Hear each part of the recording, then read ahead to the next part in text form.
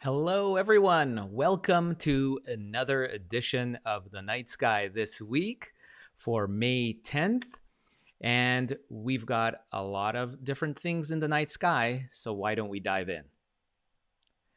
I'd like to say a big welcome to everyone on the chat. We've got the comments open. I love seeing all of you and seeing where you're watching from around the world. We've got Terry from Washington State, Martha from hot and sunny Central Florida, Todd from Florida as well. My gosh, we've got David from Plant City, Florida too. Florida seems to be very popular with us today. Laura from Grand Prairie, Alberta, fellow Canuck, welcome. We're broadcasting from Montreal, Canada, of course. So yes, Gopa from New Jersey. Betsy from Miami, Florida says it's very humid. I can imagine this time of the year, it's that humidity is really starting to kick in. Terry from Washington State.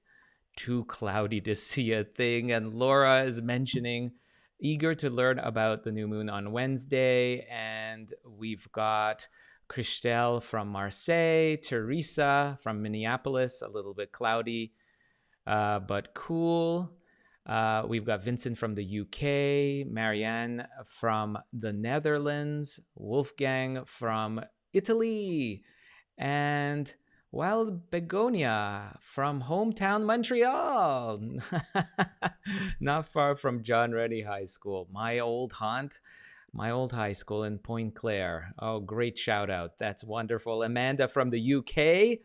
And I've got another watcher from Montreal as well, Demetrius. Welcome. All of you, everywhere you're watching from. It's just fantastic seeing you. So why don't we start the planetarium program right now? Here we are. We've got our night sky setup for this week. If you're watching this archived later in the week of May 10th, this is still very applicable. There'll be a little bit of a few changes I'll be going into in a few moments, but the lay of the celestial land is if we look towards the western part of the sky, just after sunset, we have our friend Mercury still visible. Now, this reddish-orange star has been fading slowly in the last few months. It was really prime time late in 2020 when we had a really good close encounter between Earth and Mars that allowed us to have a fantastic view of Mars. But it is still embedded in the Gemini constellation, just under the two bright stars, Castor and Pollux. Those are the heads of the twin stars that mark Gemini. And you'll see this orange star, which in fact is planet Mars, really hanging there in the western sky soon after sunset. My recommendation, though, is wait about a half hour after your local sunset to really get that clearer view of Mars. It is getting faint, but still visible. That's because the faintness is really due to its immense distance from us. It's over 300 million kilometers away from Earth right now, and it takes over 17 minutes for the light to travel one way between our two planets. That's why when we send spacecrafts to the red planet, it takes so long for that radio signal traveling at the speed of light to go one way between our planets.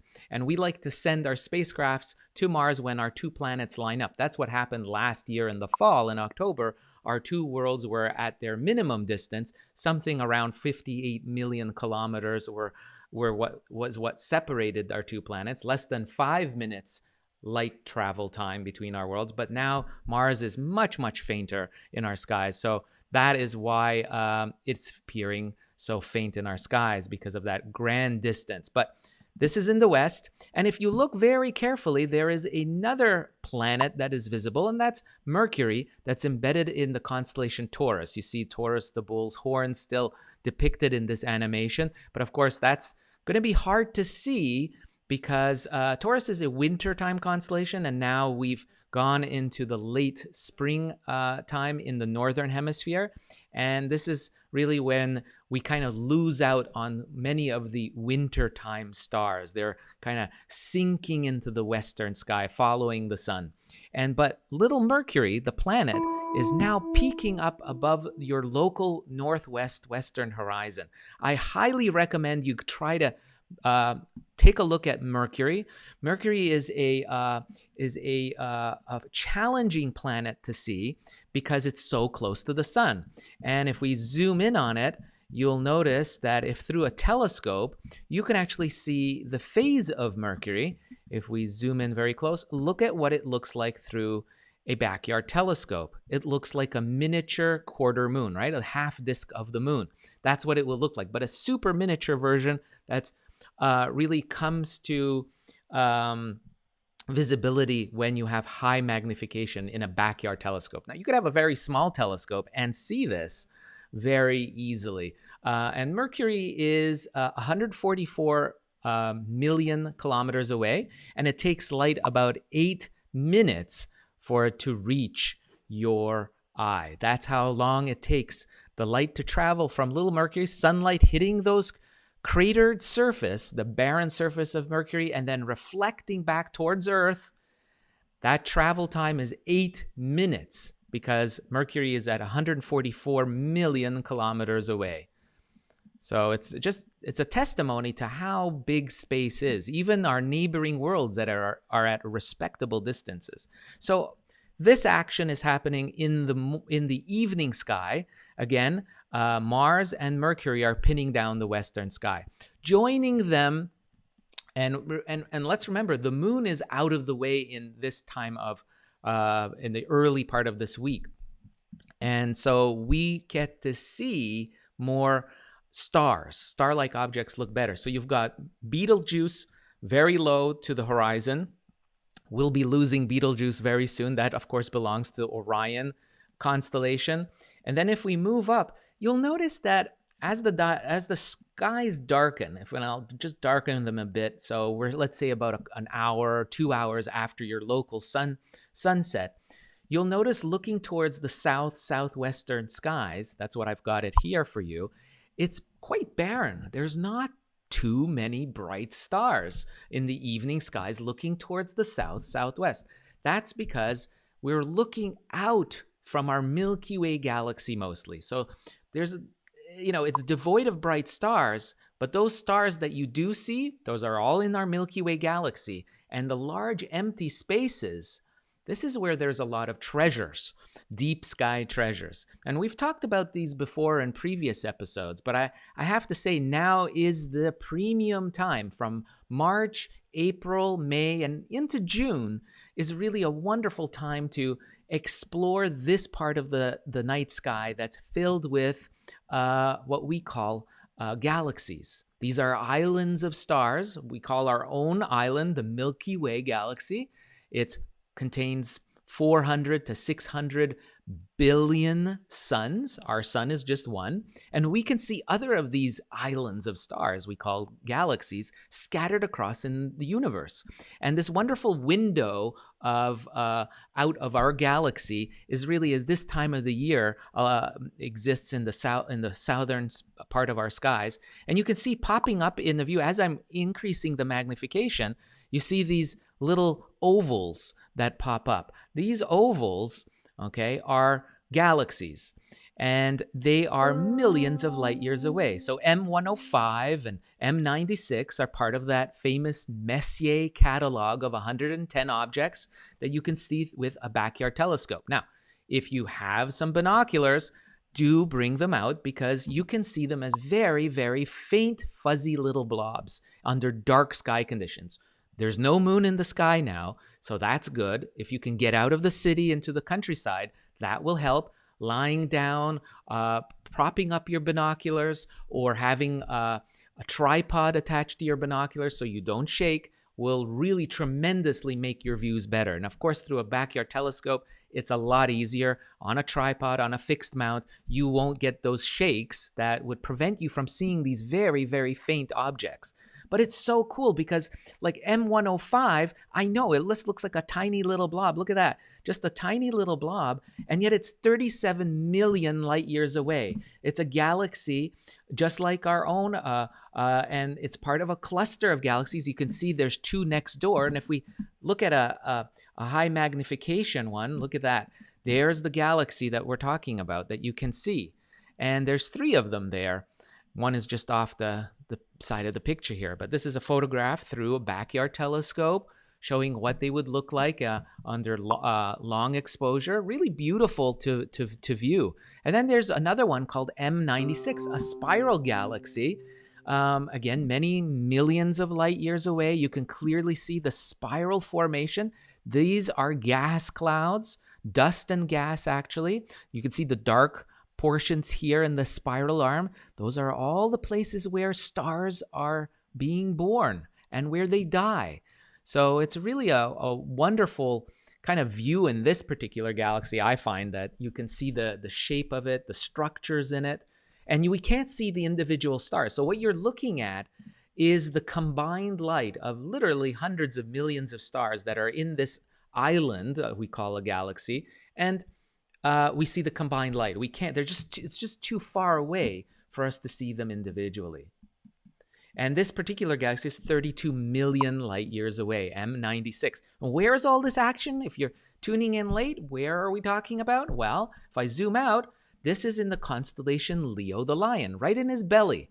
Right in his belly. And you'll find the constellations very easy to see above the southwestern sky. And look at that. The bright star Regulus is pointing the way. It's like a giant backwards question mark. This is a fantastic constellation, easy to find with the naked eye, even if you live in the suburbs of a city with lots of light pollution. And then to explore the belly of the lion and see some of these galaxies is fantastic. And there's a lot more. I mean, Virgo next door, the maiden, lead star. Again, this is in the evening time, about an hour to 2 hours after your local sunset. Looking towards the south, southeast, you'll see a brilliant blue-white star. That's called Spica. That's the lead star in Virgo, the maiden constellation. And it's underneath another bright star. You'll know you're in the right spot when you see that orange star Arcturus just above it. That's in the constellation Bootes. That's a next door constellation. But you've got Arcturus and you've got Spica right there in the south. Remember, we're kind of left of the lion. The lion's over here, Leo. And this area, too, is just filled with all kinds of goodies, deep sky objects. You can see you see all these little dots that are on the screen here. All of them, look at them. There, as I'm zooming in, you can see more and more of them. These are all called galaxies, and they're part of a cluster of galaxies we call the Virgo cluster. We actually live on the edge of this giant, traffic jam of galaxies all crowded together. And there's thousands of them that belong to the Virgo cluster. And it's just a natural kind of conglomeration of galaxies that have huddled together in one part of the universe that is our local kind of area. And so, you could just go cruising around this part of the sky with a backyard telescope, and it's just filled. All of this area is just filled, Virgo and Leo, filled with galaxies. This is where backyard astronomers love to hunt for galaxies. And so, once you get a little bit, more savvy with your knowledge about the night sky, it's amazing what you can find. And a little small telescope can provide you hours and hours of enjoyment cruising galaxies. It's not for the beginners totally, but if you have binoculars and you just want to spend some nice quiet time cruising and looking for these faint fuzzies, it's just amazing to know. I mean, they're not fantastically brilliant. They don't have a lot of structure to them.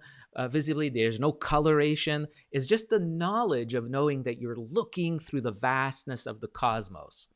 So I want you guys to try your hand at becoming familiar at Leo and Virgo in the skies in the south this time of the year, and we'll come back to them, and I'll be showing you some more galaxies there. I think it's worthwhile because it's just one of those fantastic things in the sky. Now, later this week, we're going to move back to the sunset because there's more action happening there, and I don't want to miss out on that. So I'm going to set it for sunset. And what I want you to know is just after sunset, and I'm going to go a few minutes after, let the skies darken, I want you to notice there's another planet that is starting to become visible and is rising higher in our skies. And so later this week, I want you to try your hand at another challenging planetary object, and it's Venus. Again, in the southwest, try to find a spot that you have a clear view to the southwest, and you'll find Venus. Now, why I'm bringing this back is because later this week, we're going to change our days, and we're going to hop over to, this is Tuesday night, Wednesday night. Look at that, right after Wednesday. That little dark blob, did you see that popped up there? That little dark blob is the moon. And it's a very, very thin sliver moon. I've got it a little bit enlarged here, so it's not realistic. Let me kind of make it smaller. There you go. And the moon, just after being new moon, this is Wednesday. So Wednesday, May 12th, I want you to go out 15 minutes, a half hour after your local sunset, and look to see if you can see the ultimate thin, super whisker thin moon right there. See that? That's a real challenge, observing challenge. But it's a wonderful thing you can do with just a pair of binoculars and acting as a guide to find. Believe it or not, the moon is going to be the hard one to see on Wednesday night. But Venus, that bright star-like object, that planet, will be next door to it, acting as a great guidepost to finding the near new moon. This is going to be the whisker thin moon, very hard to see. But look what happens by Thursday, May 13th. The moon will have jumped up to another planet, planet Mercury, and it'll be a little bit thicker crescent. Look at that. I'll zoom in. Check that out. Isn't that gorgeous? So this is something, again, this is Thursday night, May 13th. Beautiful whisker thin moon next to planet Mercury. So by Thursday night, you should be able to clearly see the moon. Might be a little bit of a challenge waiting until that darkness. There's this kind of sweet spot in terms of timing to see this. It's a wonderful challenge. You can bring your children out to see this. Of all ages, it's something fun to do. It's a challenge can you see it with the naked eye? Do you need binoculars to track it down? Mercury will be right next door. It'll be the only star-like object next door. Remember, it does look like a star to the naked eye, but use the moon as a guidepost. Mercury right now is as high approximately as it can get, as far away from the sun, so it makes it this challenging planet. This is the best time of the entire year in the evening sky to see Mercury. So out of 2021, now is really a sweet spot to see Mercury in our evening skies. Now, if we move this a little bit later in the evening, like an hour later, look at this. An hour later, it's so close. See, the moon and Mercury are sinking. Venus is gone, and you've got the moon next to Mercury in a darker sky, right? So try that. I mean, this is going to be a beautiful view. And then if I just take it back a little bit an hour, and let's say I go to Friday. I know you're wondering what is it going to be later this week. So here we go. Friday, the moon is higher up in the sky, kind of wedged right in between two other planets, Mercury down here, and Mars. And the moon will be easy to see. Again, this is Friday night, May 14th. Check for the moon wedged in almost exactly in the middle between Mars and Mercury. So if you've got your binoculars, again, a great way to kind of guide yourself through the sky using planets and moon combination. It's a wonderful way to get oriented with the sky. And of course, if you draw an imaginary line between the two, it makes it easier kind of to see. You see the spacings are pretty much equal on between either planets and the moon. So I definitely want you to check that out. And if we go by Saturday, look at that. Saturday, May 15th, we've got the moon and Mars paired together. Again, a beautiful sight. This has happened now a few times over the last recent months.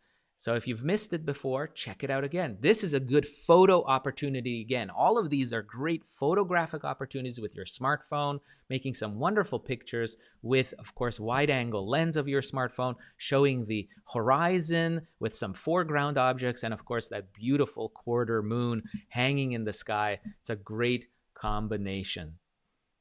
Turning to our comments, we're seeing people from all over the place coming in onto the broadcast. Jean Marie is watching from New Jersey. Fantastic. Southern California, Miguel is joining us. Sharon is also joining us from Alberta, Big Sky Country. Incredible. That's fantastic. Lucana from Chicago. Miguel from Orange County, Southern California. Fantastic. You guys are all over the place. That's great. So I'm hoping you do get clear skies. I'm hoping that you get to see these wonderful objects throughout the week. The moon, again, acts as a great guidepost in learning a few new things in the sky. Some of them are a little bit more challenging. Some of them you may need binoculars or really enhance the view with a small telescope if you have access to it. There's something for everyone in the sky this week. Now, before I go, I have one thing to share. Of course, I wanted to give a heads up for folks that are in the pathway of an upcoming eclipse. And I'm going to share with you this wonderful map provided by timeanddate.com. Love going there. Their maps of eclipses are great. This is the eclipse that's happening of the sun. It's called an annular eclipse, so also known as a ring of fire eclipse. It's going to be a very remote ring of fire eclipse. You can see this is a map of where the eclipse will be visible. The dark shaded path here is where the ring of fire eclipse will be visible. This is when, of course, the sun, the moon, and Earth line up, and the moon is between the sun and the Earth. And in an annular eclipse or ring of fire eclipse, the moon is slightly smaller than the sun. What does that mean? Well, that really means that the sun will be a little bit bigger than the moon, and there'll be a ring around the moon visible, a ring of the sunshine. And that's why we call it the ring of fire. So it doesn't get totally dark, but it's a really spectacular eclipse. And unfortunately, if you see the pathway on this map, it's in a very remote part of Canada that this annularity will be visible, and going through the Arctic, and then eventually through Siberia as well. But look at all the shaded area. You see this orange shaded area? That means everyone within this orange shaded area will see a partial eclipse of the sun. So a bite taken out of the sun will be visible. The closer you are to this red path, the more you will see. Again, this is happening on June 10th. Early morning, it's a sunrise event. So as the sun rises, if anywhere where you are in this shaded area, you will see a bite taken out of the sun. It looked like a crescent sun rising in the east in the morning of June 10th. This is really cool. Of course, you need clear skies to see it. And folks who will get a good view, you can see some big cities: Montreal, Ottawa, Toronto, Philadelphia, even Washington, D.C., and through the northern Manitoba, Saskatchewan, Alberta provinces, up through Yukon, Northwest Territories, Nunavut, will get a chance to see this eclipse happen. And even friends across the pond in Sweden, Finland, Norway, parts of United Kingdom as well. We'll see the UK, Iceland will see it. So, lots of millions of people will get a chance to see. And see, this map is showing us, like in the UK, Scotland, on Orkney Island, see how much of the sun will be covered. And if we go over here to see, this is great. It's on time and date. I'm going to give you a link after I'm finished broadcasting. Just stick on the comment section. I'll post it right there, links for you, so you can go and investigate this yourself. But look, for instance, from Toronto, look at that. That's how much of the sun, about 80% of the sun will be at maximum eclipse in the early morning. Pretty cool, huh? So you can investigate this yourself. I'll put it in. But I bring it up also. I have a small little webpage that I've put together about this, a sunrise solar for all my fellow Canucks. For all of you watching in Canada, I've got a little webpage about details and specifically how to watch it safely. Now, the big thing here, of course, is you need solar eclipses glasses. These glasses are specifically made to block out any of the strong radiation from the sun, the sunlight, the super bright sunlight, and keeps your eyes protected. This is very important. Never watch the sun without proper solar filters. It's very important, either on your front of your telescope, front of your binoculars, or sitting on your face, like you can see here in eclipse glasses. Now, I'm actually selling eclipse glasses. I can only do it here in Canada, unfortunately. So if I wish I could have them around the world, but I have them available for Canadians. If you're a teacher, I can have them in classroom size packs. I have them in family packs, so pack us up 5, 25, and hundreds if you're part of a school system. So if you're in Canada and you're interested, I have a glasses available that you can buy. I will put a link on the chat after as well. So just so that you know, I have that available. I don't want you to miss out on watching the solar eclipse. I will talk more about the solar eclipse, maybe do some impromptu live streams showing you some more information about how to watch a solar eclipse. And there's going to be other ones in a couple of years too, big ones coming across North America as well in 2023 and 2024. So with that, thank you so much for joining me. Thank you for spending a few moments of your time. I hope you stay safe and healthy. Remember, I'll have this on YouTube. If you like these videos, please do show your support by subscribing to my Facebook or YouTube channels or on Twitch. And make sure you share this video with your network so we get more people out under the stars. It's a lot of fun for everyone. So thanks again. And I wish all of you guys clear skies. Bye-bye.